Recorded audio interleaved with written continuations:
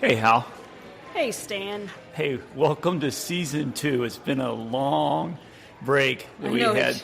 It took a long, obligatory inter-season hiatus, but we're back. Yeah, this is our first episode. Yeah, we got renewed oh my God. by the studio for Season 2.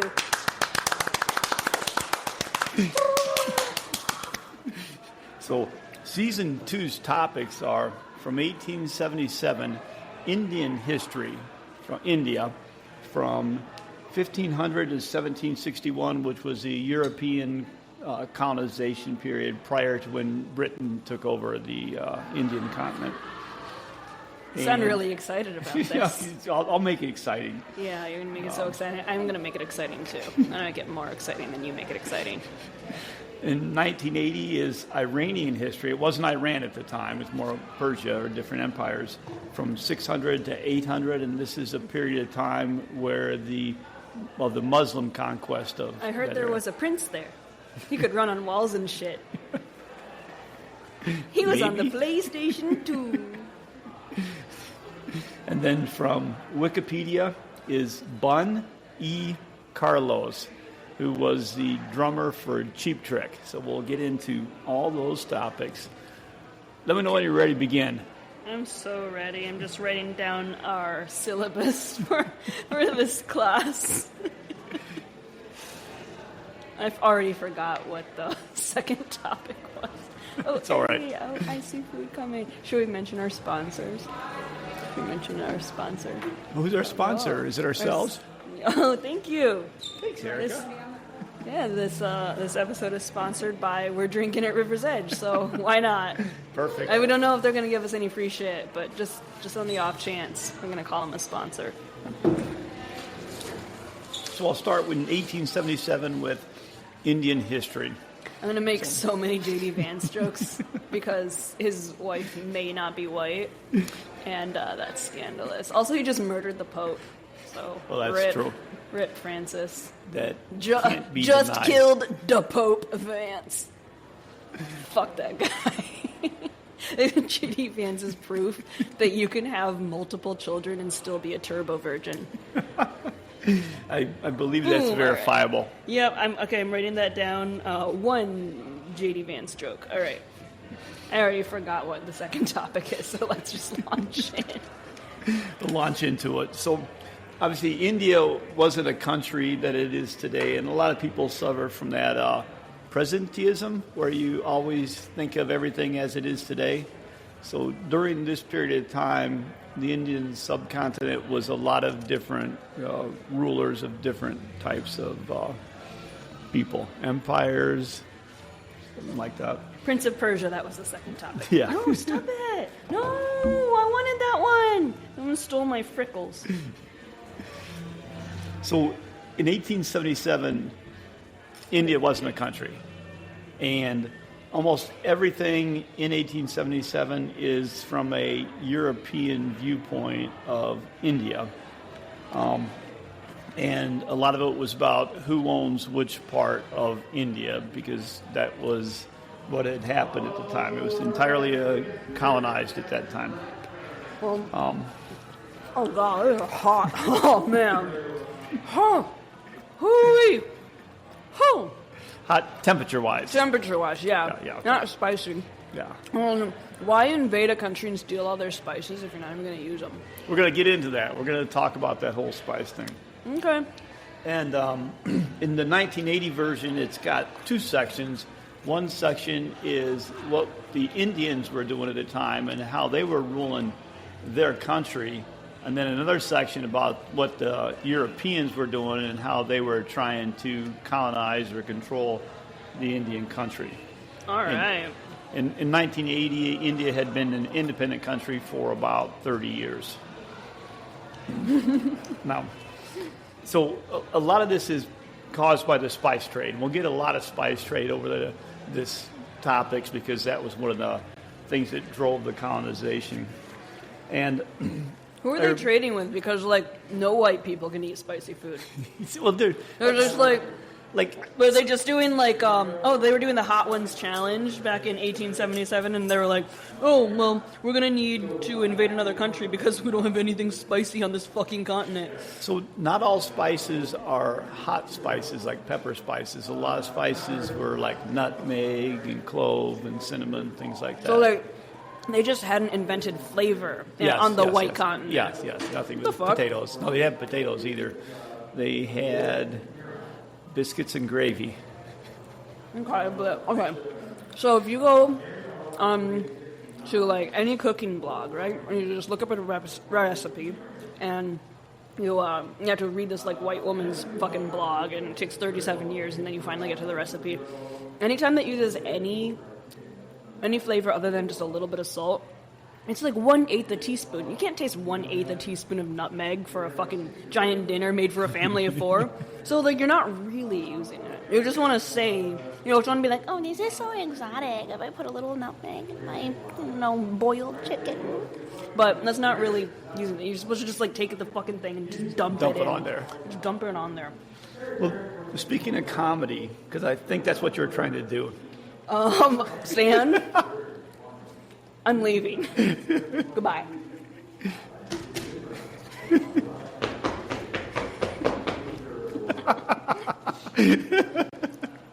Oh, welcome back, Hal. Stupid Stan can't even eat anything spicier than salt. Salt. Stan's like, Wonder Bread's too spicy for me. There was a comedian was telling a joke very similar on the spice trade, and he was saying some king in France was like, oh, this meal needs a little pepper. And so he sent his ships off to go get spice, and 2 years later they came back with spice, and it was like, well, it's just stupid, ha, ha, ha. And on that comedian, I just had trouble suspending belief because it was always like, well, no, the spice trade was existing. It's like just difficult to get there. Jesus Christ, it wasn't like the guy just wanted spice for his meal and set out to get it. It sounds like you deeply do not understand comedy. You're being a real boomer about fucking stand-up. It's like, oh, there's a guy, he stands on the stage and he says some stuff that isn't always historically accurate. I don't like it. Back in my day, we owned people. That's you. And to be fair, it was Norm Macdonald, and it was funny as fuck the way he told it. It was like well delivered. Great story. But so the spice trade had been going on for a long time. It wasn't like they couldn't get spice. They just had to go through a lot of difficulty getting across the spice road, and there was a lot of middlemen involved, so it went through the Middle East where everybody's taking money for their share, went through... I thought you were going to say bribes. Well, probably there's whatever it is, And then, so one of the first things was Columbus, when he landed in the Americas, he was looking for a route to India or the Spice Islands. And so he went there to get to India, but he didn't. That's his entire biography. What he didn't. It's kind of what it was. And then it said, Alexander the Great was actually colonizing India during that time. It's really what happened from the European perspective of history is all this stuff disappeared because it ended up being in control of the Middle East, Islam nations. And so all these people said, well, we don't want to go through them. They're controlling all the trade, so we got to figure out another way to get to India. So if Alexander the Great's name is Alexander the Great, I'm going to be Hal the Magnificent, and you can be Stan the C student. I'm learning all this stuff, so. Mm-hmm. C's get degrees, Stan. And they all called each other different things. So Europe was the land of rum, or the Greek Empire of Constantinople, and rum were the people who lived in Anatolia and the Byzantine Empire before they were conquered by the Islams. And I don't know where rum came from. I thought it was a drink. Did you say the Islams? Islams, yeah. Islam people. The Islams, that is how they prefer to be referred to. And the Hindus, Europe was the abode of the Yavanis. which was corruption is some like European term. So the first Europeans to colonize India were the Portuguese. Of course, because the Portuguese have done such great work inventing racism and slavery, and now they're just fucking great value Spain. So the Portuguese were like, well, Columbus had discovered the New World, and they're focused on exploiting the New World. So the next time that I go into a Taco Bell bathroom at 2:30 in the morning on a Thursday, and I just fucking diarrhea all over their bathroom and like, don't even clean it up and don't even wipe and just don't even wash my hands and just like leave, I can go and say that I discovered that bathroom, right? Yes. Okay, in the spirit of Columbus. So the Spanish were in America. The Portuguese, like, we need to exploit somebody. They were like, we can't just let the Spanish exploit everyone. They should have exploited each other. They probably did. And the Portuguese had a religious zeal for fighting the Islams. The Islams. The Islams. the Christos. The Crizzos versus the Islams. And they Would you watch that? The Christos versus Would you watch that middle school JV basketball game, the Crizzos versus the Islams? Probably. Speaking of... Those names are probably banned now. Speaking of JV, my new name for JD Vance is JV Dunce. Because I was brushing my teeth and thinking about the Oblivion remaster last night. And I was like, oh, JV Dunce. I just can't stop thinking about how I'm going to forget everything you said tonight. No, that's fine. It's expected. So the first Portuguese to reach India, and it was Calicut, which is Kozhikode today. His name's Cody. It's Kozhikode. Cozy Cody. Yeah, Kozhikode. Cozy Cody. He's just like a fucking dumpy, mediocre white guy in a onesie. Well, no, that's a city. That's a city in India. Calicut is the city. Oh, you're just pronouncing it stupid. Got it. I don't know. It looks like how it's supposed to be pronounced. Cozy Cody. So he reached India in 1498. So this is after Columbus had... Shat all over that Taco Bell bathroom and just ruined it for everybody. Exactly. It was, okay, before Taco Bell was known as the diarrhea restaurant, it was like a beautiful 5-star Michelin level restaurant, and then Columbus came and just diarrheaed all the fuck over it and ruined it, and now it sucks, and that's how we got America. So chorizo as a sausage that's after Columbus discovered the New World, right? I think it is. It's so white of you to say Columbus discovered anything. It's like, no, there weren't people here. He wasn't looking for it. He landed on it. Was like, what the fuck is this? What did I discover? Just like you discovered your taint. You discovered your taint and you're like, oh, if I measure from here, it's 2 inches. Oh. I got to remove it. It was always there, bitch. Everyone knew about it before you fucking discovered it. So when he reached India, there was hostility from the Moors, which the Spanish and Portuguese had been fighting to get out of, the Iberian Peninsula, and they were hostile towards him. But he found favor with the Hindu Raj. He was like, "Cool, the Hindu guy digs me." Now we don't know how much that's true. In India, in 1500, it was ruled by Afghan kings in the north, and the Hindu Raj ruled the south. When Vasco da Gama returned to Portugal, he said he received a handwritten letter from the Raj, the Hindu Raj, and it said, "Da Gama's cool." He said, "We have cinnamon, cloves, ginger, pepper, and precious stones." That's what they have. And we would like... Suck my precious stones. Back in the day, people were literate. That's how they wrote letters. He said, "We like gold, silver, coral, and scarlet." So that's what they wanted in return for the spices and the precious stones. What would you barter if you were about to invade or be invaded? What do I have? Yeah, like what would you offer to trade? Only thing I have going for me is you. I would have to say, well, I got Hal and she's funny. Okay, but I own you, which is why you're in that like little bitch boy collar. And also why my name is tattooed on your ass. I didn't ask you to do that. You didn't have to do that. But it's there. You're it an idiot. Somehow. Nice. Ooh, thank you. Yay. And then when the Portuguese got there, they're like, they weren't like, we're going to like explore, trade. They're going to conquer. They figured we got all these ships. We're coming in there like conquerors. So they said, well, first we'll try Christianity, because talking about Jesus in front of the people who were probably struggling and, didn't really care about anything except the trade was like, we'll convert them to Jesus first. And if that doesn't work, we'll just take over the country using our superior weapons. And it looks like it's always good to have a backup plan. And so they set up this plan to send all these ships. They're going to start sending ships.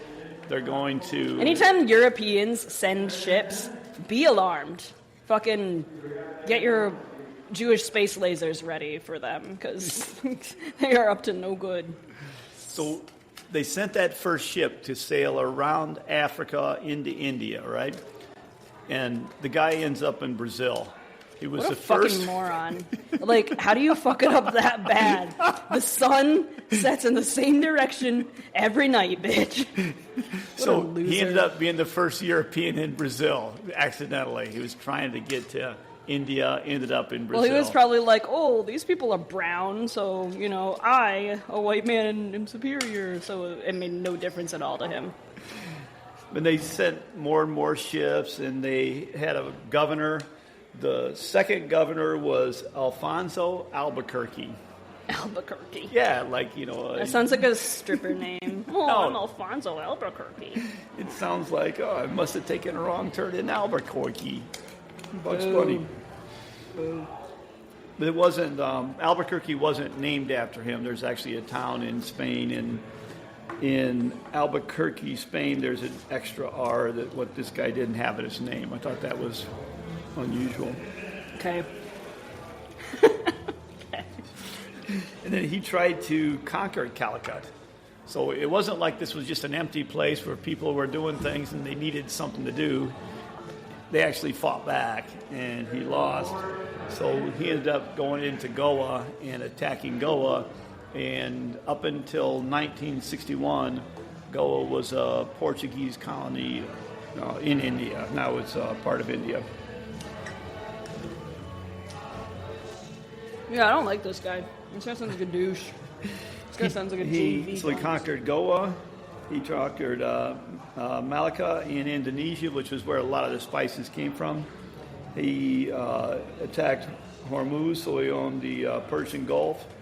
And then Goa became one of the world's wonder cities due to the trade that he'd established there. So I thought that was, and Goa's still kind of like there's a movie about outsourcing during the early days, like 90s, early 2000s. And taking a vacation to Goa was kind of like going away and doing some cool things. Okay. Like what? What cool things? Gambling? Betting it all on the ponies?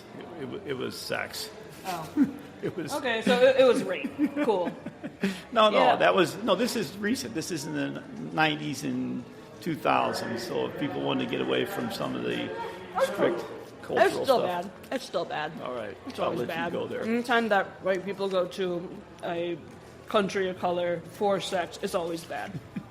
No, this So it's wasn't fucking white bad. people. This Yeah, was like, you remember that video of that Thai woman who beat the shit out of a white American man who tried to buy her? She's my hero. He's like, I'm not a fucking whore, bitch, and then she beat the shit out of him. It was beautiful. Did you send that to me to watch? Yeah. No, because it's hella old. Okay, But, I don't remember that one. It was a fun time. Sorry, I'm no French fries, so. That's fine. So the Portuguese had a trade monopoly with India for 100 years. So from 1500 to 1600, they had a monopoly.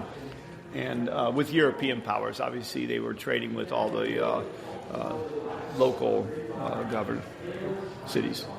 But it said Portugal wasn't well suited to a foreign territory since their culture was driven by crusades, and they were more like knight errants. All they wanted to do was fight the Muslims. It sounds boring. It's It says, it is impossible for anyone who has not read the contemporary narratives of their discovery and conquest to conceive the grossness of the superstition and the cruelty with which the whole history of their exploration and subjugation of the Indies is stained. Yeah, it does sound gross. Yeah, they were pretty bad. Well. But Albuquerque was good. He wanted to have peace with he wanted to just really have trade and establish trading posts. And he favored the Hindus because they weren't Muslim. Well, I mean, the current leader of India favors Hindus because they're not Muslim, so. Yeah. And she won. It said that he was venerated by almost everyone there. They ended up making his grave what do you call that? A shrine. Jesus, okay. He created an orphan fund. He created a hospital. Probably created the orphans and then sold them for cash. He allowed women to own property, so that wasn't allowed before he got to India, but he allowed them to do that there. But he wants a pat on the back for viewing the absolute modicum of decency. And he allowed the different cultures to have their own rules and live, as they wanted to. I love it when a straight white man allows me human rights. Thanks, straight white man. Well, how generous of you to sacrifice your freedom for my rights. I mean, many fewer and much smaller rights than you, but still. Obviously, that costs you so much freedom points. But he did ban the practice of sati, S-A-T-I, which is where a widow is burned alive on her husband's funeral pyre because she's no longer useful to society at that point. That's exactly how I want to go.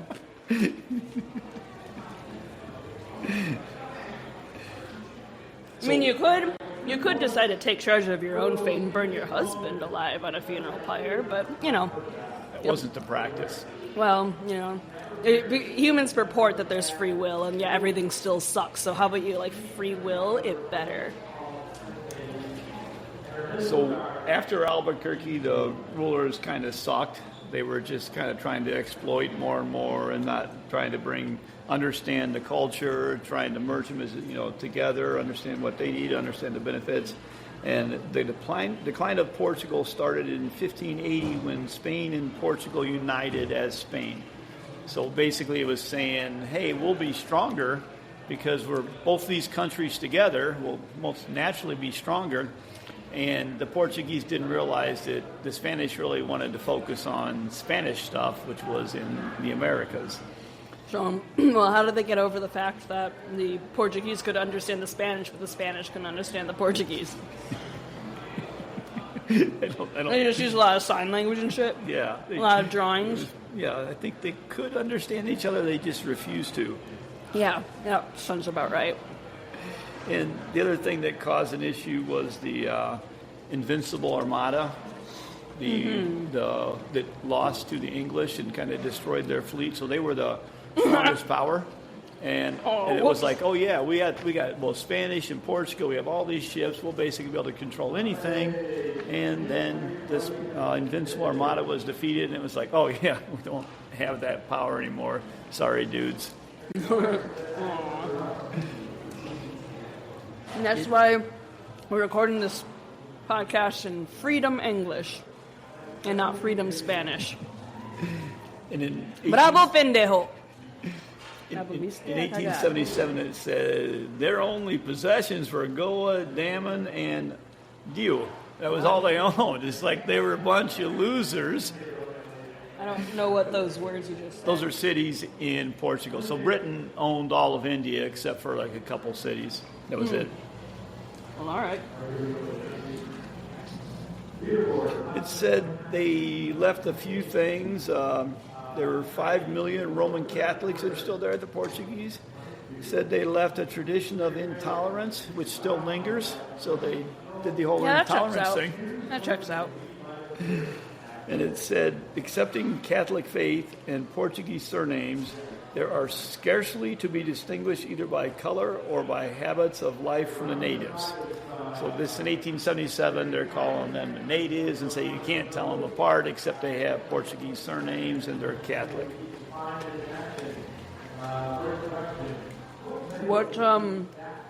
What legacy of intolerance are you going to leave when you invade an underprivileged country, Stan? I've never been to an underprivileged country. Oh, you've never been outside the U.S.? Yeah. Okay. Why do I just assume that they're underprivileged because they're outside of the U.S.? Because you stole all their fucking shit and then moved here. Those truffles came from somewhere. Mm-hmm. So Portugal only had a population of about 1 million people, so it was difficult for them to have the manpower to actually colonize things, and so that's one of the things. They had a lot of trading posts. JD Vance is going to fix that by forcing people who don't want to have kids. It's such a good fucking strategy. It's such a good fucking strategy. He's like, I'm a massive turbo virgin. I don't want to be. You have to have my kids. And that's what everybody who votes for JD Vance or anyone who likes him or agrees with him thinks. Elon Musk somehow has 14 kids, purported. Yeah, through IVF, because he fucking paid bitches off. Some bitches have no fucking integrity. Feminism is dead. But you know what's not dead? This fucking rockin' ass fucking blue cheese. What is this? Hopefully it's blue cheese. Blue cheese is good. Cheese is good. Holy shit. I love cheese. It did say the Portuguese had a tendency to cruelty beyond the normal limits of a very rough age. So even then, they were considered to be worse. They had few friends in the East. I mean, did the British write that because they just didn't like the Portuguese and they were just as bad as the British? No, it looks like the British were bad, but even now the Portuguese seem to be a little worse with their cruelty, the way they treated people. It didn't give me any examples of anything. Well, they all sucked. So after the Portuguese started declining, the Dutch were like, yeah, let's go over there. We can do this shit. And so they started establishing factories. And a factory is basically a trading post. So it's a self-sufficient thing where you have factors, which are the guys who establish trade with the natives. And, you know, so they exchange goods from England or wherever into India and then get whatever products they want, which was mainly spice and precious stones. So when they did this is about the same time that they established New Amsterdam or New York in the United States. They were a very well-organized country. It also said they had a lot of cruelty toward their rivals, but it wasn't as much toward the Indians as it was towards the Portuguese and the Spanish. So that's who they were mainly fighting. When they say rivals, it's not, you know, it's a European rivals. Okay. Now, which of those three were the least inbred? We know it's not England. We know it's not the English. Well, it did say the Portuguese did encourage intermarriage. So that was one of the things that they did. That means incest, right? Okay, so they were ugly. No. They were ugly. They were married with the Indians, intermarriage. Okay. So they mean like not incest. Okay. Yeah. You gotta define your terms. Stan. And it says in 1877 the Dutch flag flies nowhere on the India continent, so they lost all their territories. Well, you know, they have a better reputation in general, so maybe that's for the best. They had, at the time, so they were more powerful than England in 1600, so they were the ones that were the first ones to go there. The first person was J. Van Neck. Come on. And it's his name, J. Van Neck. J. Van Neck. And his yeah, but he looked exactly like J.V. Dunce. What helped out is his voyage had 400% profit. And it was like, what the fuck? 400% for sending a ship and getting some stuff? It's like, we're going to do this. Hey, Stan. Yep. I have $1 for you. I'm going to need $4 back, okay? Okay? Agree. That's exactly how they did it. Agree, or I'll knife you with the knife again? I brought. Yes. Did you bring that knife in here? Of course I did. I'm just going to leave my knife in your car. Yeah, for later. Yeah. No, I have it here, so you have to, Stan, you have to say, I agree, or else this knife is going between your ribs. You're dead. Say I agree. I agree, Hal. Awesome. Look at I just made a 400% profit. I'm so good at business. Art of the deal. All right. Season 2 is off to a great fucking start. I'm so bored. It was a fucking board stand. This is all about like which company came. So Portuguese was like, we're going there because the Spanish are here. Dutch were like, the Portuguese suck. We're going over there. We're going to go over there, like, get some stuff, 400% profit. It was like, this is so cool. And most of the places they went was not India. It was more Indonesia, where the Spice Islands were. So India was used for cinnamon and pepper and some things like that. Cool. And then in 1795, they relinquished all Dutch colonies to the British. So they completely went out of there. And then there was the Anglo-Dutch Treaty of 1824 that returned some of the provinces to the Dutch. But then the Anglo-Dutch Treaty of 1824. So make sure you remember that. Anglo-Dutch, 1814, 1824, and it all went back to British. So I wasn't listening to any of that, but I did just come up with a great idea for a game show. It's actually a dating game show, but you know how young people and also older people, they'd be trying to date, but they are shit at picking partners and they need to stop. Well, on my dating show, it's like, okay, so you know now how nobody should date straight white men just out of principle?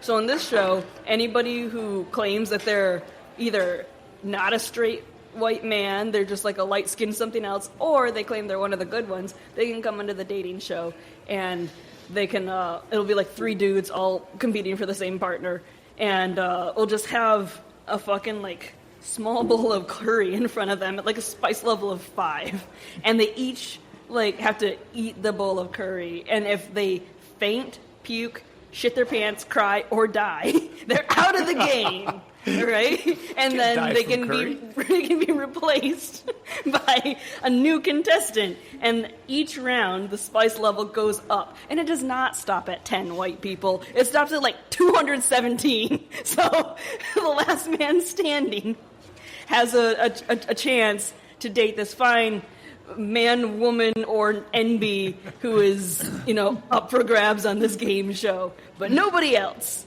Oh yeah, you just had to stay a turbo virgin like JD Vance who murdered the Pope. The Pope met JD Vance and immediately lost his faith and decided like he'd had enough of this planet. No. They can't take this anymore. This is going to end badly. Yeah, he was like, oh no, I was wrong about God, the universe, and everything. And he just like, fucking turned off the switch in his brain. Oh, fucking JD murdering the Pope. Yeah, I'm not sure. The way you said that almost seemed like you longed for him, but I don't think that's the case. I think it was pretty rude of JD Vance to murder the Pope. But I think my game show is a great idea. And we will be interviewing for contestants. We'll do tryouts. And this will air in August. Oh, we got enough time then. Mm-hmm. Yeah, plenty of fucking... I'm switching over to English now. So the first Englishman to travel to India was Thomas Stevens. So 2 first names. What about Stephen Thomas's?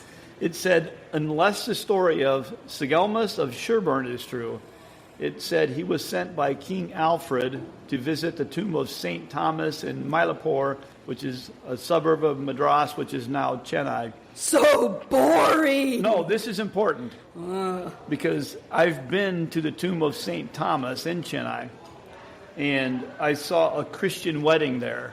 And everybody was like in colorful Indian wear. They're all like, you know, incredible colors, very bright, except the bride, she was in white, like was the the normal bride wedding white? dress. Yeah, no, the bride was Indian. It was all Indian. Okay. But she was Christian, and so it looks like, I mean, based on an anecdotal thing from me, it looks like the brides still wear the white wedding dresses like you see common in the Western culture. If they're having a Western wedding. But everybody else was brightly dressed in brightly because colored. like culture comes first until the, you know, that one thing. It's like I want the princess dress. Dude, Indian wedding wear is so much more elaborate and beautiful than Western wedding wear. Oh yeah, though. that's what I said. It was it's incredible. But it stood out because everybody was colorful, and you've seen the Indian weddings, very very colorful. Except the bride was just white, and it just looked like kind of odd. She can odd. reuse that dress for Holi. And I'm walking through like a dumbass, and so I'm like, oh, hey, like a tourist spot. dumbass. you can. So St. Thomas You can was do the buried color here. one too, which is what I guess like white women appropriated holy or something. I didn't look up the Wikipedia page. That's your job. So it said when the English started establishing, so the Dutch established the Dutch East India and West Indies trading company, very, very profitable. It was owned by the country. The English like, well, hey, let's make these things more private. We'll have it done privately. And it said they rarely dip below 100% profit. So the whole thing about, the 400% profit, 100% profit, that's incredible amount of profit that they're getting with these voyages. If you're unrestricted by taxes and laws and you have no compunctions about committing atrocities, it's pretty easy to make 400% profit. So we're not getting into that time when the British East India Company basically controlled the government and had a larger army than the British Army. So exactly, they didn't have any restrictions because they set all the rules themselves. So everything went towards them. Yep. I mean, just like the same kind of people in this exact moment in this country. Well, this is all the stuff that led to the British dominance of India in for almost 200 years, where they basically the British East India Company controlled everything. But it was just before that. So initially they established a company. It was just like individual voyages. They were making so much money. They started making the joint stock company. They mainly went to Indonesia. India was for cotton. You must really hate these two other subjects because you're leaving no time. Oh, we'll get in there. Okay. I'll try to go a little bit faster. But this is the one that had the most stuff in there. I'm already 3/4 of a bladder full, man. They had a very complicated trade because everybody wanted silver, and the British we're not giving you all our silver, so they had to get opium from China. They Indonesia with spices. Bengal provided silk, sugar. So they had a lot of complicated things they were doing. Have you ever been to an opium den? No, I haven't been in an opium den. I've seen them in movies. I went to the skooma den in Skyrim. Hey, the Oblivion remaster is out, guys. You're a metaverse. You're a meta now. Metaverse person. You want to go home and play Elder Scrolls 4 Oblivion Remastered Edition? You're only saying that because I have no idea what you're talking about. It's so lame. You're missing out so much. See, what happens is you start playing basically any Bethesda game where you're like, oh god, why is this so shit? And then 200 hours later, you're like, oh, this is the best thing ever.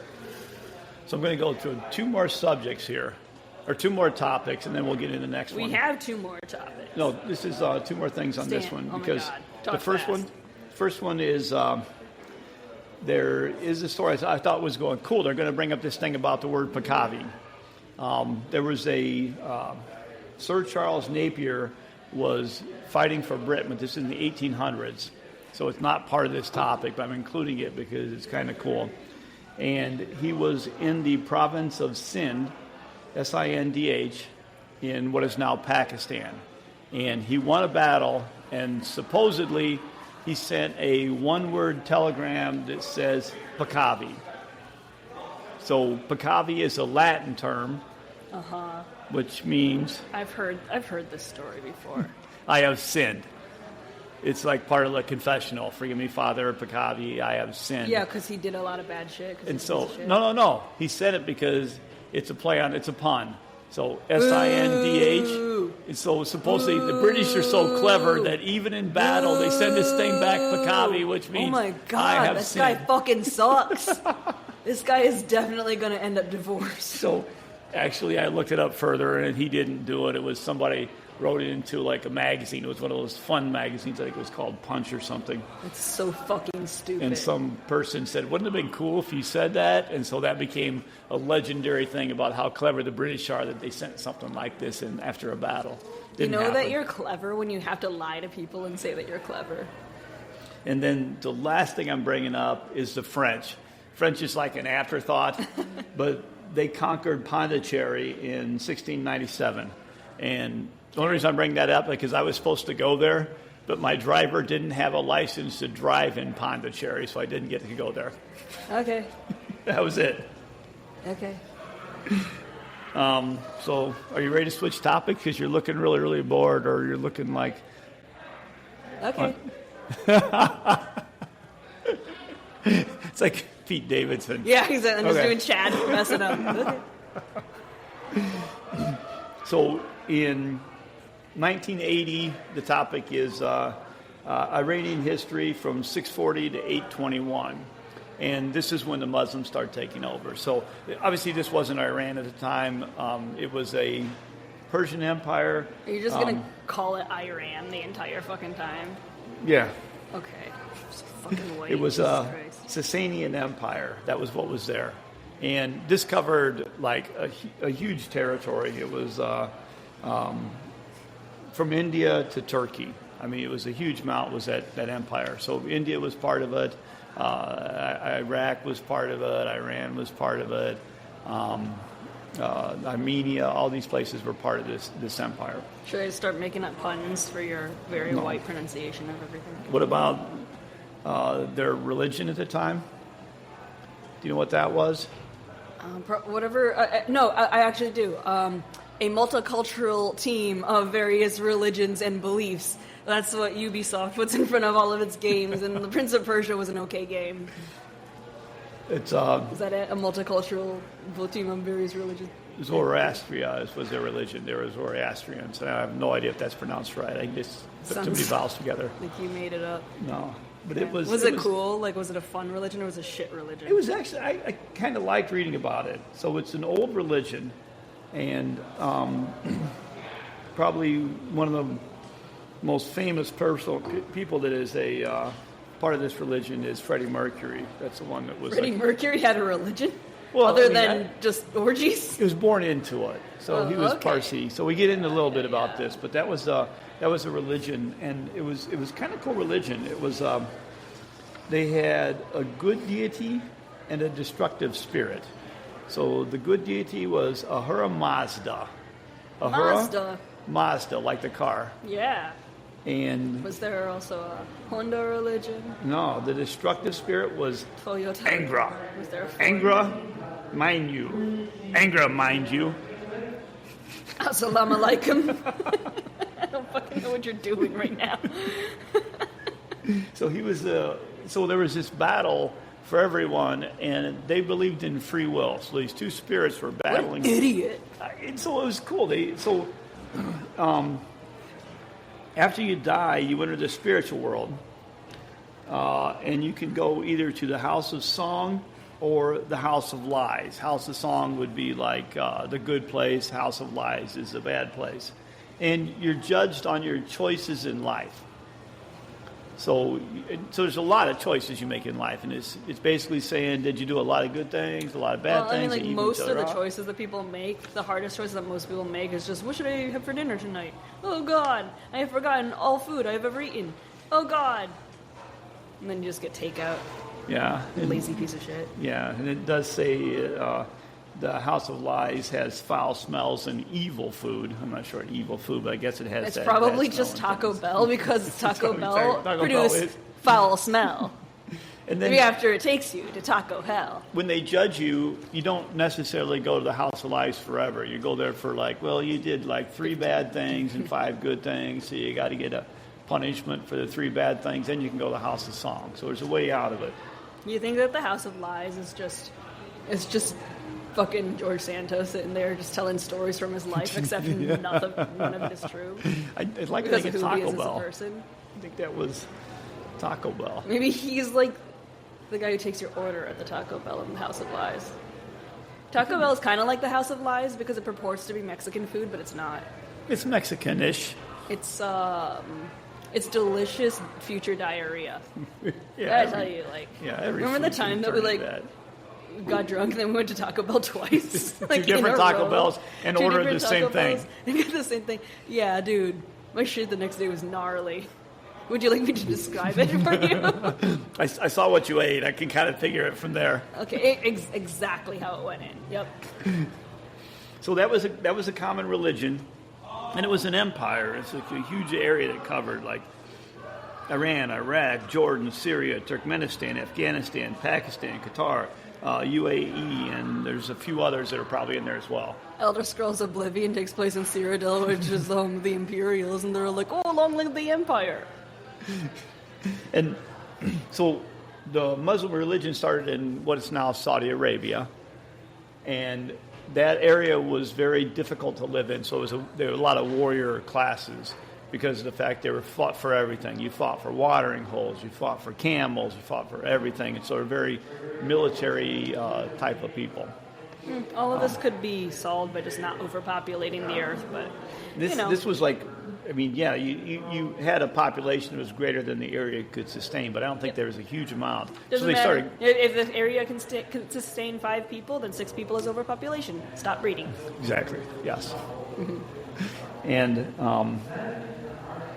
when they started attacking Persia and other places, and they won fairly quickly. It's like 200-year period of time when they kind of took over, what all these areas that are now, standard Islamic countries. I'm full of regret. I think I'm going to the House of Lies. I filled up on French fries, and now I'm not going to have room for normal dinner. Dessert. Oh, I fucked up. Yeah, I meant by that I meant for 2 Taco Bell little fat girls. Little fat girls. 2 Taco Bell little fat girls. They're chalupas? No, that's not it. What is a little fat girl? Gordita. Gorditas. I know those were chalupas. I think. I think they were gorditas. I don't know what the fucking chalupa is. Give me something. So when the Muslims would take over a country, they wanted you to convert to Muslim, but they tolerated Christianity, Judaism, Zoroastrianism. They tolerated all the those religions that are kind of basically the same. It looks like the Zoroaster may have been an earlier one, maybe contemporary with Judaism. And that sounds really chill compared to the Abrahamic religions. Yeah, it does seem like, and it has a thing where it's like you're judged on like Christianity. It's like you got to do one thing. You believe in Christ and you're okay, right? Like when Jesus was dying, it was that guy Barnabas, whatever his name was, said he killed people and robbed, and he said, so if I just say I believe in you, I go to heaven? And Jesus was like, you're damn straight. And he said, oh yeah, I believe in you, Jesus. Dude, when I was a kid, that's literally where they lost me. Like the church I was forced to go to as a child, when someone just said, point. I think I asked, because I had to go to church school or whatever the fuck it's called. And it was so Hitler can go to heaven if he believes in God, but the only person who's ever shown me kindness is going to burn in hell because they happen to be an atheist. And they're like, yep. It's like, okay, I'm out. No, I can't do it. But that's why the Zoroaster was not on that type of stuff. It was based on what you did. Yeah, it sounds super chill in comparison. I thought so too. Anything that's got a punishment element isn't all that chill, but definitely chiller than the Christianity that I grew up around, at least. Yeah, I think that's kind of, because in the Catholic religion, you can always say, forgive me, Father, Pakavi. That the V is not pronounced in class. I guess it is in ecclesiastical Latin. I don't know. Basically, just I have no idea. Hey, I'm making this up. Speaking of Catholicism and ecclesiastical Latin, JD Vance murdered the Pope. Tell everyone you know. Tell the editor of The Atlantic in a group chat that you accidentally sucked him into. Yeah, I will. Okay. I'm in Signal. Okay. Perfect. So when the Arabs were conquering, the Muslims were conquering these places, they said, we want you to convert, our religion. And there's 5 things you had to do to convert. You had the declaration of faith, so basically you do believe the things that they're telling you. Mm-hmm. You had to pray to Mecca 5 times a day. That's a lot. 5 is a lot. So many times. I mean, I do nothing 5 times a day. Not even once a day, maybe, which is probably something once I should a week, be worried about. Once a month. I might do once a month. Yeah. But okay, you can't expect me to pray more often than I bleed out my cunt. All right? 5's a lot. Am I allowed to say cunt? not on our podcast. Oh, okay. Theoretically, our editor cut that out. Our editor will cut that out. Theoretically. So you got to do that. Allegedly, our editor will cut that out. So you got to say cunt 5 times a day. Oh, that I can do. That I accomplished before lunch. You could give a portion of your wealth to the needy. You have to do that, but that's okay. 0. But what if I am the needy? 5% of 0 is still 0. Okay, what if I donate 400% of my profits to the needy. That would mean that you have to give me $4. Yes. I have negative profit. Help me. And then, it sounds so sad. Help me. You have to fast during Ramadan, and fasting is like not drinking or eating. That's kind of hard. That's like for 30 from Like sunrise even to water? sunset. Yeah. Even water? From sunrise okay, that's to just dangerous. sunset. Yeah, I'm like so down for the not eating that's a bit, tough but one. like if you try to fast without water, you will die. One time, I went 3 days without food or water, and it was very, very unpleasant. 3 days with no food and no water. Yeah, so like I was really fat when I was 20, and I had body dysmorphia and an eating disorder that I was like very quickly developing, and so I was just too fat. So one day I was like, I'm just not gonna eat for 3 days. I decided at the top of the 3 days that I was not gonna eat for 3 days. So I had like a thing to prove to myself, and I did it. But I was miserable the entire time because I was stupid and had never been taught that you need water to live. So I was just languishing You were 20? in bed, dying. I was 20 years old. And I was a fat little fuck. I was a little gordito. I was a little Taco Bell $3.99 meal is what I was. I think it's $5.99 now. But... Oh, fucking shrinkflation or inflation or. And then the fifth thing you have to believe or you have to do is you got to take a vacation to Mecca at least once in your lifetime. Well, I could go on a vacation, but you have to pay for it. So if you said those 5 things, and they're not hard compared to like, other things they might have required. If you do those 5 things, then you can be like, okay, I'm Muslim. If you're the other religions that are tolerated, you got to pay a tax. You gotta pay tax. Okay, that's really funny, but I also have a follow-up question. Like, are you allowed to be Muslim before you take the Mecca trip, and you just promise you're going to take the Mecca trip? You have to do it. Okay, but sometime what in your if lifetime. what if you like never do it? So you've only done 4 out of the 5. Well, you just got to still promise. Okay. You got to So make if that you get promise. run over by a truck before you make it to Mecca, that's fine. You still get to go to Muslim heaven or whatever. Like a 10-pound truck? Like a 10-pound truck. It's really hard in the temple.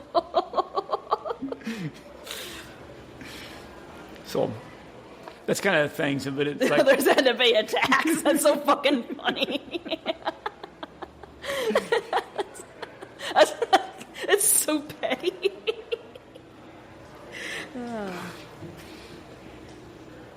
so that's what you got to do, and so there were people that fought that. It was like, so if I do these 5 things and the 5th one I just promise I'm going to do, then I don't have to pay tax.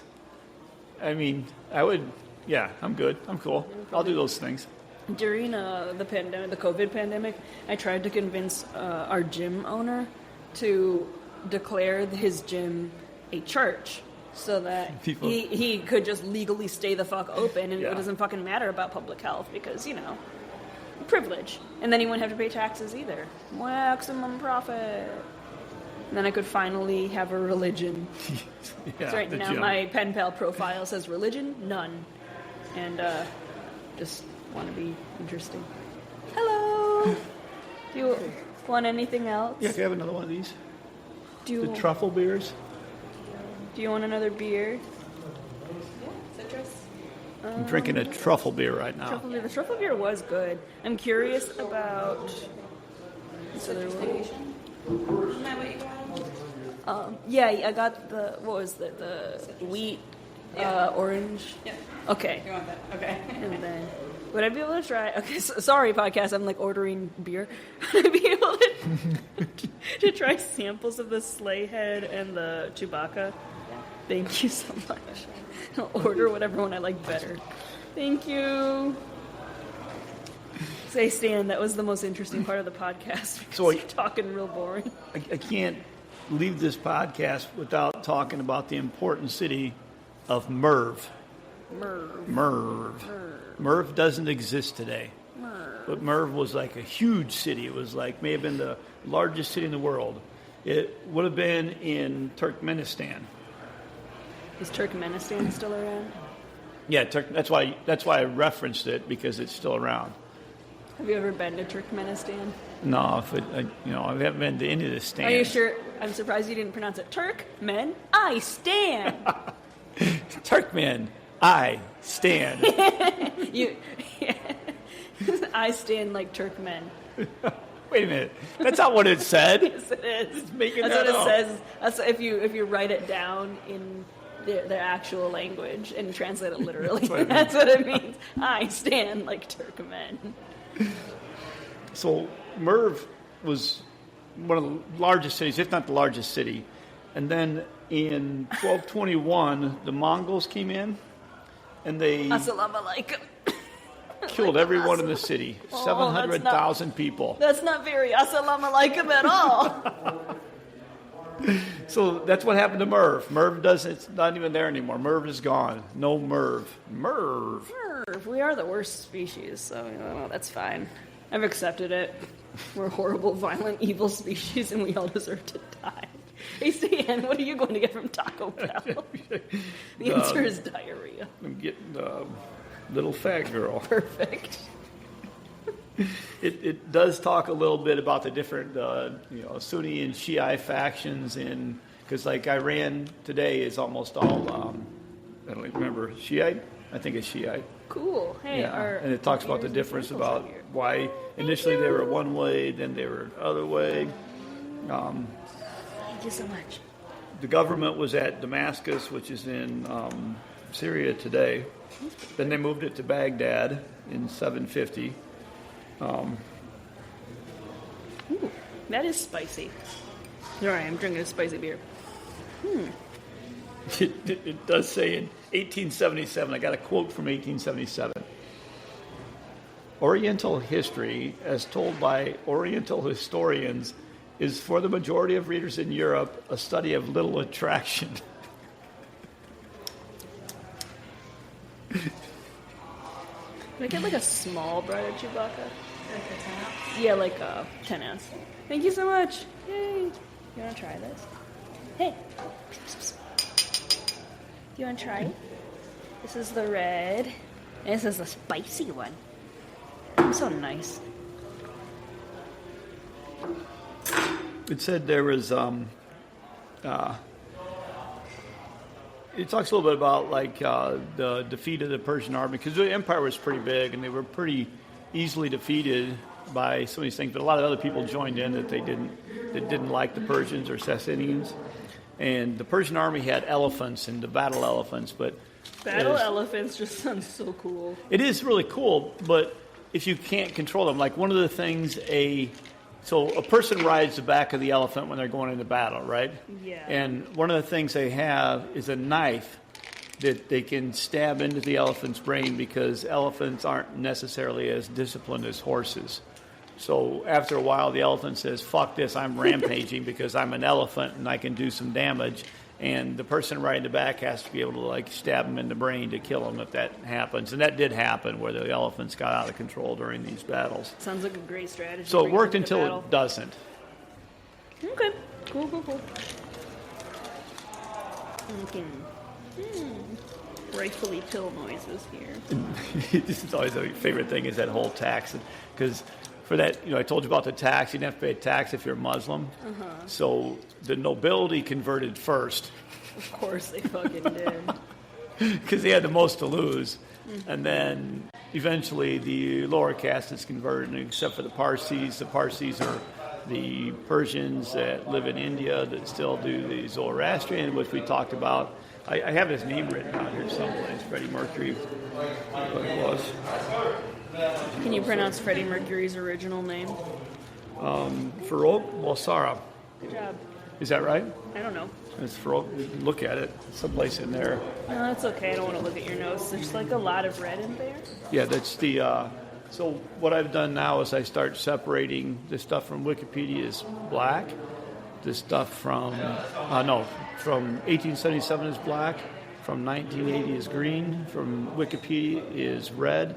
And my own thoughts, like the fact I went to St. Thomas's invisible. tomb, is an orange. That's a great color coding system, Stan. Thank Very you. I came nice. up with it. Very, very nice. So I'm gonna- My printer won't print anymore.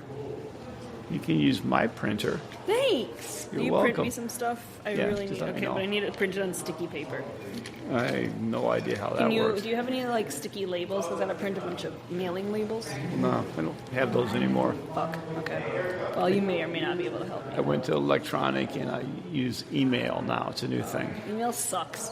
Email just feels like more work. Do you just like love working when you're not at work? Loser. Yes, I kind of feel like I'm Hey, do you want working the? now. Do you want this? You want this?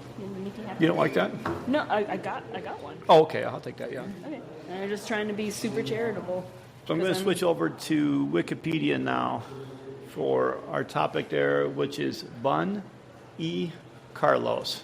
And you showed me a hilarious picture of him. Oh my God, this guy's great. You need to look at a picture of him. This is like, tell the listeners to look up a picture. yeah, look up Bun E. Carlos. It So looks like he belongs in a sitcom. 1877, obviously nothing about him. He wasn't born yet. No rock music. It wasn't created yet. It's all classical music. Every discussion is about classical music and not even pop music. There's no like Stephen Foster's not even there, which is probably the biggest composer at the time. You know, Swanee, way down upon the Swanee River. What are you doing? Doing a bit. I Ruined did the not podcast. like how you held eye contact while you did that. I felt very uncomfortable. I felt like I was about to be turned into a skin suit. Please stop. So I got into 1980. It's got popular music and jazz, but not rock. So it talks about folk music and jazz and ragtime, swing, bebop. It says there's rock and roll, but doesn't talking about it. Now, 1980, Bun E. Carlos was alive and successful. He was already successful at this time, but he doesn't make the encyclopedia. It does say that music today has never been more anarchic phase than it is in the 20th century. Talks about incorporating of electric amplification. Pretty much stops at jazz, though. Jazz. The So- music of sin. Even today, like when they look at Wikipedia, the people who are the archivists, people who are actually using it and writing articles, there is a discussion over whether you curate and pick the things that will be important in the future, which is what they're doing in the old encyclopedias, the printed ones, or do you just print things as they were happening? And there is a conflict between them. I mean, probably a little boring to you, but it's interesting that those discussions are going on. I'm And just they're- thinking about the process of making a dictionary and how hard that is. You have no words. You're guiding culture into the future. It takes years and years. And the encyclopedia is really the same concept. So, and I don't You know if have you know two giant mugs? God damn. Can I have one? What? Can I have one of your two giant mugs? I didn't know you had two. Oh, I got a second one. I already finished the first one. Yeah, can I have one? Yeah, you can. Want to Just swap that 400% profit for this one? Yes. It's like 1,800% profit. Let me lick this first. No, don't lick. Stupid Stan always licking things. Okay, now I do want some. So, Bun Trade you. E. Carlos, his original name was Brad M. Carlson. Okay. So we changed it to be less. This is all from Wonder Wikipedia. Bread. All from Wikipedia. So, he was born June 12th. He changed his name just like you did. No, I didn't change my name. Yeah, you Oh, did. from You just deleted a letter. You changed it from Satan to Stan so that you could live on the earth, guide people into the path of darkness and sin, the house of lies. when my son was young, like let's say 7 or 8, he did ask me that. So, is that short for Satan? I go, yeah, it is. Yes, it is. That explains a lot. Not the one you've met. Oh, okay. So, Bun E. Carlos, or Brad M. Carlson, is alive today. What's he up to? His Wikipedia says Is he June in Taco 12th. Bell? No, I'm giving you his birthday in Wikipedia. June 12th, 1950, 51, or 53. And they have references to each of those. So nobody knows He's when this guy alive. was born? He was alive. He could ask him. They could say, hey, Bun E. Carlos, what's your birthday? He could fix it, but it's got 3 different references to his birthday. Why? I don't know. As I said, he's alive. Why can't they fix that? Why can't they ask him and say, hey, could you put your real birthday in here? Maybe he'll reveal it before he dies. Yeah. So he's born in Rockford, Illinois. So anybody ever says, the only band I know from Rockford, oh, he's a drummer for Cheap Trick. That's what he was. That's what he's known for. You know how drummers are kind of the butt monkey of every band? Oh, this guy was so fucking cool. Yeah, but like, you know how there's a lot of jokes about how drummers are the butt monkey of every band. So, do you know anything about Cheap Trick? Only the name. Okay, do you know any of their songs? Probably. Okay. But when you listen to shit on the radio in the car, they don't tell you the fucking track number. So it's classical rock. So he was born in 52, so his prime time was the 70s and 80s is when he was doing most of his music. But it was kind of cool stuff. So the other guy in there is Rick Nielsen in the band. You probably don't know him either. So I assume he's a white man. He was a white man. Perfect. What he's known for is he had a real close, like almost shaved head. This is in the 70s. So there's two members of the band that had long hair like you'd see in the 70s. There's Rick Nielsen, who kind of was a comedian. So he had pretty much a shaved head. He wore Vans. He always wore Vans. Just like you. And yeah, like I wore Vans. And he had like a 5-necked guitar, kind of as a joke. Okay. You see the dual necks. He would like have 5 or even more than that on the thing. It's like he would do props like that. So Bun E. Carlos met Rick Nielsen in 1963 because his sister said, hey, that dude's throwing rocks at me. The fuck? So they became friends. So he's still Brad Carlson at the time, and he quit playing football because he said, I'd rather make money playing music than sit in the fucking bench for an entire game. So he said, fair. I'm quitting that football stuff. So he wasn't good at football. He wasn't good at football. Okay. He said his great-grandfather was a drummer in the Union Army during the Civil War. The good guys. Okay. Union was a but good are guy. you sure that he wasn't a Confederate soldier who just got like kind of spun around like before you hit the pinata? So that was who was that? That was one guy. Stanley. Oh, that yeah, was Stanley. Evil Stanley. That was Satanly. It did say his brother was in the Army on a hijacked flight in the 80s, so these guys were already popular. And because he was in the Army, just the people who hijacked that beat the crap out of him, and he was like one of the ones that like took the brunt of that. Okay. He had a high school band called the Pagans, and they got airplay on WCFL in Chicago in the 60s. He went to college to get an exemption from the draft. Okay. And that's where he met Robin Zander, who was the lead singer, typical 70s rocker, long hair. And I didn't talk about, so this was always the craziest thing, because this guy wore like short sleeve white shirts. He had like a they call it bandit mustache. He had close cropped hair. You see this picture, you think it's your high school band teacher. And this is in the 70s. He looked so odd as a rock star in the 70s compared to what most people looked like with their hair. He just looked like clean cut, like white short sleeve shirts, and like he's a drummer. You should look at a picture of him to get a chance. Okay.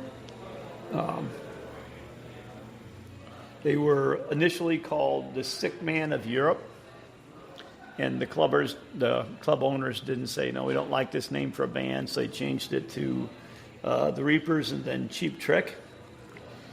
What would you call your band? I don't have a band. It's just me. What would you call it? It's me. I just call it me. I want to know whatever. It's just me. You wouldn't call it to commend. I stand. I stand, yeah. He signed with Epic, and after a concert in Ann Arbor What? in October of 1976, they recorded their first album. The album failed to chart. Oh, no. Yeah.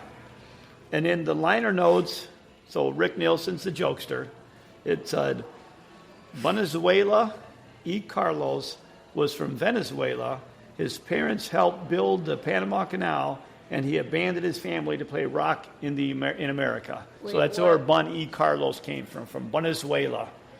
What? Okay, I tuned out for the last 30 seconds. What does that mean?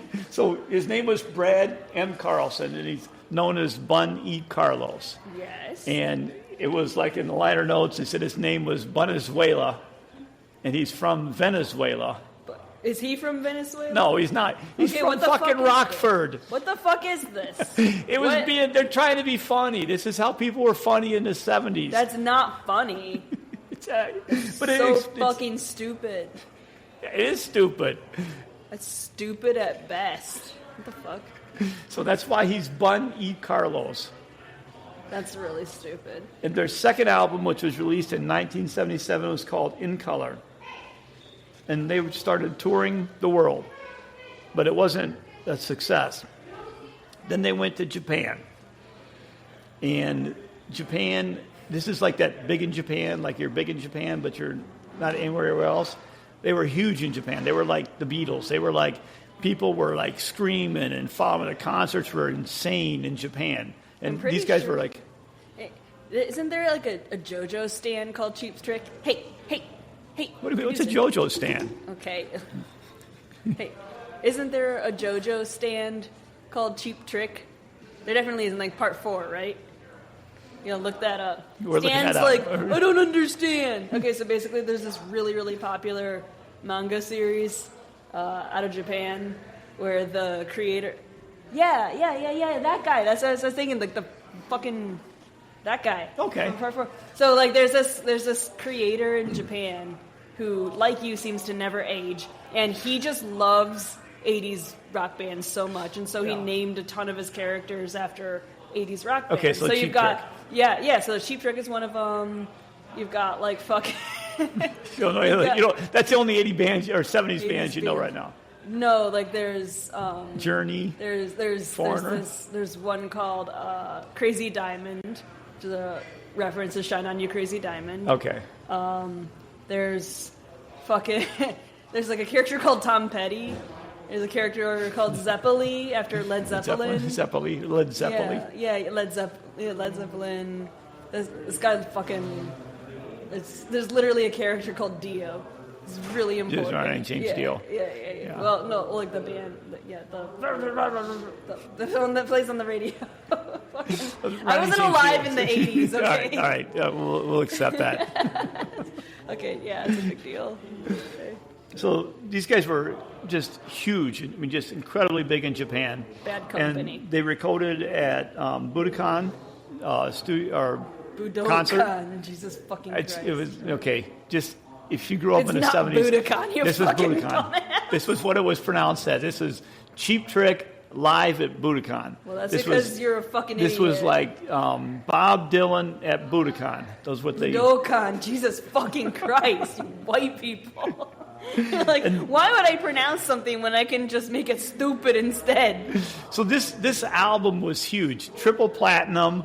The songs you've heard of is I Want You to Want Me. And Surrender. Those are probably the two songs you've heard from Cheap Trick. But this was like, they went from nothing to we're selling things to being like huge in Japan, and they're going, what the fuck, we're big in Japan. So they released this live album, and they became huge in the United States. They're in the Rock and Roll Hall of Fame now. I bet that all of my songs would be super popular in Europe. In Japan. Okay, that's another reference that you didn't get. Yeah, no, it wouldn't be popular in Japan. You know why? Because I'm considered fat.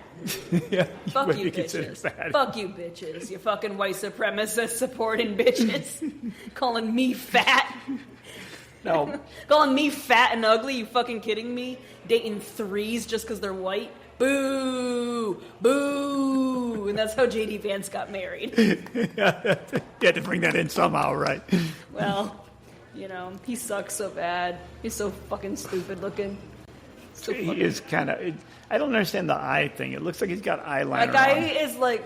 If one... remember those sacks of milk from elementary school? Or like one of your children had a sack of milk. How did you have a sack? What the fuck is a sack of milk? It's a sack of milk. It's not a carton of milk. It's not a glass of milk. It is a sack of milk. It is a plastic fucking sack of milk that you had to stab with a fucking juice box. straw. That's a Capri Sun. No, it is a fucking... Do you really not know what I'm talking about? It is a plastic sack of milk. Okay, we need to show you a picture of this. I'm going to look it up. No, it's a plastic sack of milk, and you literally have to stab it with a straw. I've never heard that. I mean, I've heard of, like, Capri Sun. Yeah, it's like a Capri Sun, but so much worse. I have to show you this. The milk bag. Yeah, okay, it looks like this, except smaller. That's what they used to serve us when I was in elementary school. It was disgusting. Anyway, bagged milk. Bagged milk, that's it. Bagged milk. That's a picture of Bun E. Carlos. Okay, I already seen that and I don't care. I'm showing you bagged milk because that's what JD Vance looks like. Look at it. It's literally a plastic bag full of milk. I've never seen that. You haven't? No. Oh, you're so lucky. Yeah, okay. You literally, that's it. Yeah, it's a milk. And you had to like press down so that it like made a bubble and then stab it with a straw. And then perfectly. suck the milk out And from the bag. Like 78% of the time, it just exploded. Because you're stabbing a sack of milk. And yes, then you literally sucked milk out of this plastic bag through this plastic straw. Who had this idea? It's so disgusting. Look at this. Bagged milk. They don't still have that, do Bagged they? milk. No, it should be hella illegal. It should have been illegal from the start. It's disgusting. Is that like bagged chocolate milk? That's bagged chocolate milk. Wow, that sounds really, really good. Kids love chocolate milk, but obviously JV Dunce looks like bagged white milk with a beard drawn on in permanent marker. That's how you had to do it. That's crazy. Fucking anybody else a 90s kid remember bagged because milk? The Capri Sun has a little hole. You just that looks like you just stab it no matter where. But like the hole is very not foolproof, right? Like you always fuck up a Capri Sun. Imagine there's not even a hole. There's not even a target. You just stab it anywhere. It's just, I don't understand that. I know, it's nasty. Just like J.V. Dunce. He murdered the Pope. His wife may not be white. I think he said she's white, and that's not bad. He's like, oh, it's okay, she's white in spirit. Yeah. So I'll go back to our Cheap Trick thing with Bun E. This is my own notes on this, but in 1980 they released an album called Dream Police and had a few songs there. Dream Police is probably the most popular one. And one of the networks in the U.S. decided to have a variety show for a Japanese band called Pink Lady. Probably never heard of them. But before K-pop, there was like J-pop, Japanese pop. And these but they're pretty different, though. They were huge in Japan. So they said, oh, yeah, let's make a variety show in the U.S. They couldn't speak English. The people who put this show together didn't think to say, hey, can you guys speak English? And they couldn't. The only reason I remember this is because the Cheap Trick was like their first guest, like music things, and they did the Dream Police. It was like, this was like before videos and stuff, so videos were new. They're like, well, this is cool. They're doing like this video thing while they're like singing the song Dream Police. That's the only thing. Didn't last long because they couldn't speak English. Just don't understand why you would have okay. Well, obviously, like the Americans couldn't understand the songs either, so why would they? It was odd. They had a couple hits. They had some international hits at the time, but it was just odd that they thought that would be good for a variety show. So, a couple things about this. So, they on June 19, 2007. The Illinois Senate passed a resolution making April 1st Cheap Trick Day in Illinois. They have a fucking day in Illinois. April 1st is already a day, though. They have a Cheap Trick Day. It's got 2 days now. He had a falling out with the band, and he quit in 2010. Didn't perform with them anymore. He sued them for back income, and they settled in 2015. He maintained the set list for every Cheap Trick concert and has a recording of all the concerts, which I thought was kind of cool. He's like the archivist for the band. What caused the falling out? Just a disagreement on how often they had to play. They did a Vegas thing, and he didn't want to play as much as the other band wanted to, and it was like didn't like the agreement, so he left. All right then. The last thing about him is said in 2016, so it's almost 10 years ago. He had his first solo album called "Greetings from Bunezuela." He was a drummer. What do you mean he had a solo album? It was just him and a drumstick and a pot and pan going bing bing bing bing bing. Like, So he played with a lot of people. I'm doing a bit. Oh, sorry. Bun E. Carlos. Bunezuela. Brad. But just like people was playing with, he played with Taylor Hanson from the band Hanson. He was playing with James Eoff from Smashing Pumpkins and Adam Schlesinger from Fountains of Wayne. So he was playing with contemporary artists. So he probably brought people in just for his album, Greetings from Bunezuela. I hate that. I hate that so much. It's so stupid. What? Why? Well, you obviously weren't alive in the 80s or even late 70s. How many times do you think he had to wipe his Bunezuela after eating Taco Bell? It's like the guy looked like your band teacher. That was like so. He so did not odd. look like my band teacher. Well, yeah, because he didn't have a band teacher. He was wearing like short sleeve white shirts and like My close band cropped hair. teacher always dressed in like a proper fucking button down shirt. That's all I got for this week, Hal. Wow, all right. Yeah, You know, I fit in like a good 6 JV Dunce jokes. that was good. I used to listen, this is like a B podcast. It was exactly like the lane that we ought to be staying in. But hey, Stan, how's that money-making scheme, business plan Oh, coming? forgot about that. We need to bring that up. Yeah, we because, got to advertise. Yeah, we now have a GoFundMe page Yes.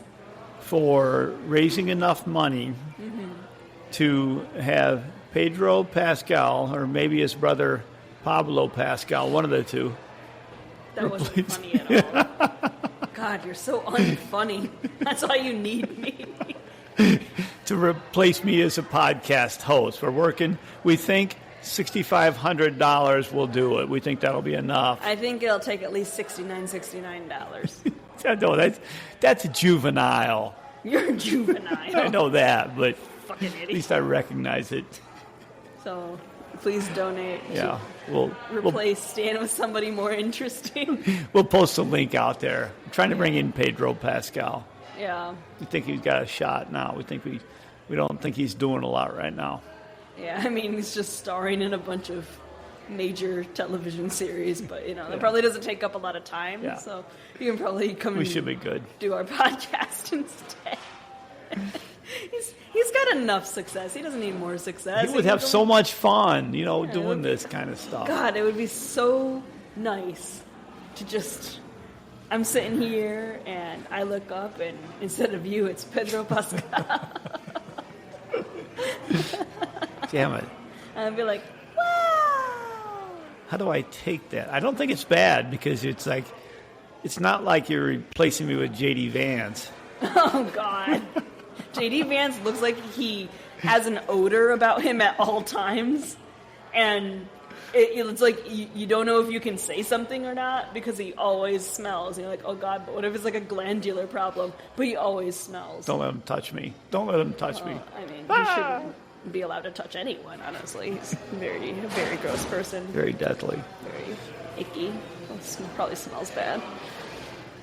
So we got our topics for next week, and I've actually already done some research on them. So I looked them up over the weekend.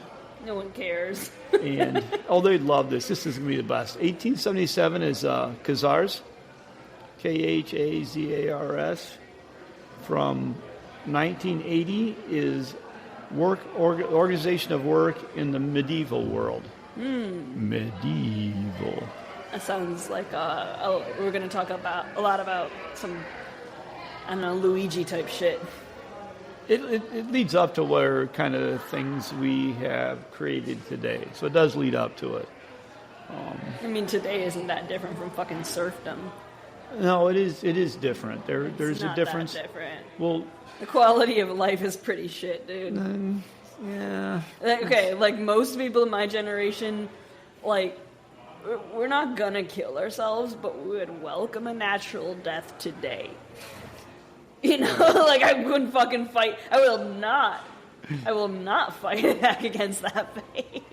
If I see an asteroid hurtling directly towards Earth, I'll be like, okay. Stand there with your arms open and accept it. That's what I will do, just like the Burger King. With you on your knees before me. And the Wikipedia topic is always this really cool stuff. It's Sturmka, Pushjonja, Are you having a stroke? Pushjoina. Sturmka, Pushjoina, Slovenia. Okay. Yeah. Is that where Trump's fourth wife is from? I don't know. The fourth or fifth Mrs. Dump. He's brought jobs to 2 out of 3 foreigners, his wives. Feminism is dead. His first, All right, wife, Stan. his first wife and his Stan. third wife are, yeah. Hey, Stan. Hey, Cal. I I think I said Cal. I called you Cal. Cal. Oh, is that my new name? That's my West Coast name, is Cal. Cal. But it's like K8, Cal. K-H-A-L. That's my slightly more ethnic name. Okay. Cal. Cal. Cal. Cal. Cal. Are you Kastan? Cal. No, I'm Let's call Satan. You're Kazakhstan. There's a lot of stands. There's Turkmenistan, Tajikistan, Pakistan, Afghanistan. Jacket stand, which is just JD Vance's living room. North Korea stand. North Korea stand now. Something stand. All right, well. All right. I think that's it. Unless you want to play any more music. You want to tap out a drum solo or 4? Oh, yeah, for sure. I got this fork. Okay, ready? Yeah. And you can make up like little lyrics or something. Ready? Yeah. This is the episode we thought we'd never do. We talked about colonizers and religion. I need another drumstick. Hand me that knife. Hand me 2 knives. How you don't know Venezuela. He's from Rockford, but claimed Venezuela. This is the podcast we thought